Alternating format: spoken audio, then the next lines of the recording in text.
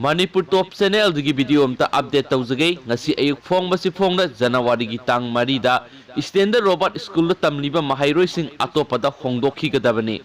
January tha phawbagi manungda Dtandard Robarth School asida tamliba mahairoi sing gi parents sing na makhoi gi masa masu sing atopa school da hongdokhi na ba khangale lupna thamliba wafam asibu thawoidaba thoklabadi tungna tholakpa aphaphataki daita masa masana pugadabani haina KCP PWG gi PRO singkhai nganmana thadorakpa serol amana hairi serol asina makhatana hairi beroi singbu lalon sang amasung mahaibu lalon ba asi loinam lainga amada leifadraba ama oina puwari na taktuna lakli Education Welfare bu India government amasung Manipur government na khulai oina sizinari aduga masagi takhanba miyoi kharana education system lalole KCP PWG na lairiba makai mahai loisang singbu sendal lambi oheloi Dtandard Robarth thamkhiba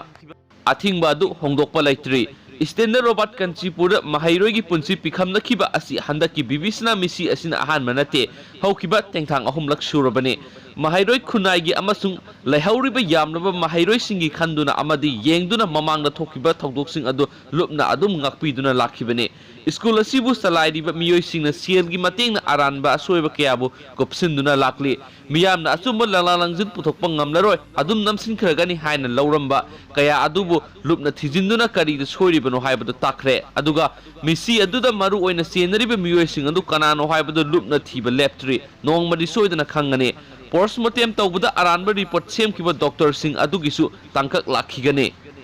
asengba mihatpa adu mikup nahom singkhigane amasum nanthok tuna senkhiba yai haibigi mipaiba aduna ngasi phawbo khut thadana lakhibane School asibu salaibada sangliba masak sing aduri teaching staff non teaching staff bench service amadi management team ni hairiba singlup asina yauriba miyoi singna lupna thamliba athingba asibu thawoidana thabak oina aduma ontholakriba asina maram oiduna masida saruk yariba miyoi singda lupna hangnginglibadi bibisna misina makhoi makhoi gi masa oiramlabadi misi asigi langla langjin thidokpada mateng pangloidabra haibadi school asigi mapu adugi misang sangadra natraga masa gi misi adugi asengba likhul adu pamgadra lupka singnaraga kayam kuina khuya tusina hingma ngamgani makoina tawriba thawong asida lupna ahakpa cheirak pirak loi haiba khanbra bibisna gi misi asida makhunmakna hatrabasu makhoibu saruk yai haina lawboda masa masana yagadra amadi makhoi sel kaya